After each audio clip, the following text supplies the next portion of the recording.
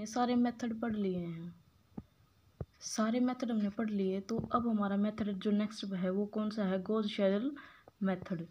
जो हमने पिछले चैप्टर, जो इससे पिछले वाली जो 2 वीडियोस थी उसमें हमने पढ़ा था जैकोबी मेथड। उसमें क्या था कि आपको यहाँ से जो आपका फर्स्ट इक्वेशन है, जो आपकी इसमें से सबसे बड़ा जो आपका कोफिशिएंट होगा जिसका, उसकी वैल्यू निकालनी है। अगर मान लो आपका A11 की वैल्यू सबसे बड़ी है तो आपको इस वाले कॉलम में भी और रो में भी सबसे बड़ी वैल्यू आपका कोफिशिएंट वही होना चाहिए। तीनों इक्वेशंस में से ऐसे ही निकाला था और इस तरीके की आपकी वैल्यूज़ निकली थी और आपने उनमें वैल्यू पुट करके वो सॉल्व किए थे। जो गॉस शेडल मेथड है ये जैकोबी मेथड का इम्प्रूवमेंट जो मेथड है वो है ये। Gauss Seidel method differ from Jacobi's method in computing the iteration values by using previous iterated values at every step as in Jacobi method let's the system. अब ये solve तो हमें वैसे ही करना है जैसे हमने जैकोबी मेथड करा था। क्या प्रोसीजर है इसका, सेम वही। आपका ये वाला कोफिशिएंट मान के चलो सबसे बड़ा है, ये कॉलम में भी यही बड़ा होना चाहिए और फर्स्ट रो में भी, फर्स्ट रो फर्स्ट कॉलम सबसे बड़ा कोफिशिएंट जो आपका वो निकालोगे। इसी तरीके से सेकंड रो और इनमें से जिस भी कॉलम में मान लो कि ये आपका सबसे बड़ी वैल्यू है, सबसे बड़ा कोफिशिएंट है, तो सेकंड रो और सेकंड कॉलम, थर्ड रो और थर्ड कॉलम मान के चलो हमने ये सारी वैल्यू मान ली सबसे बड़ी हैं। यहाँ से हमारी x1 की वैल्यू निकल जाएगी, यहाँ से x2 की और यहाँ से x3 की वैल्यू निकल जाएगी।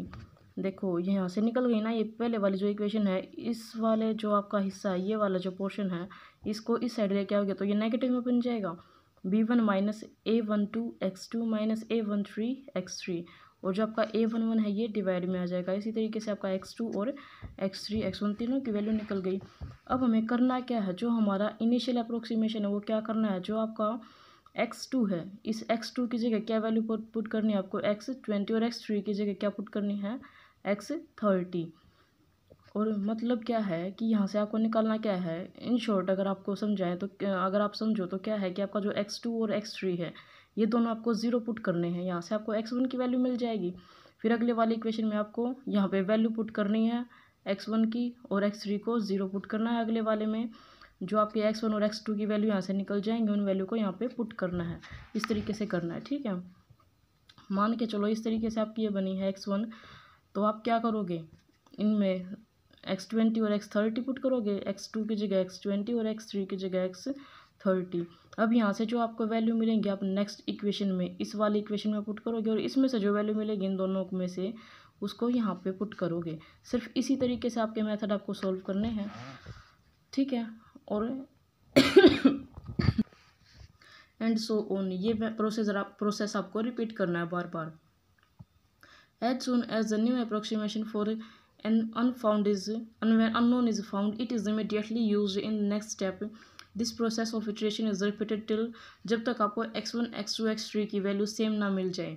यानी कि जैसे आपने फर्स्ट इटरेशन में निकाला और आपकी वैल्यूज़ हैं जो सेम आ गई हैं, वहाँ पे आप प्रोसेस को टर्मिनेट कर दोगे और वो आपकी फाइनल वैल्यूज़ हो जाएंगी x1 x2 और x3 की।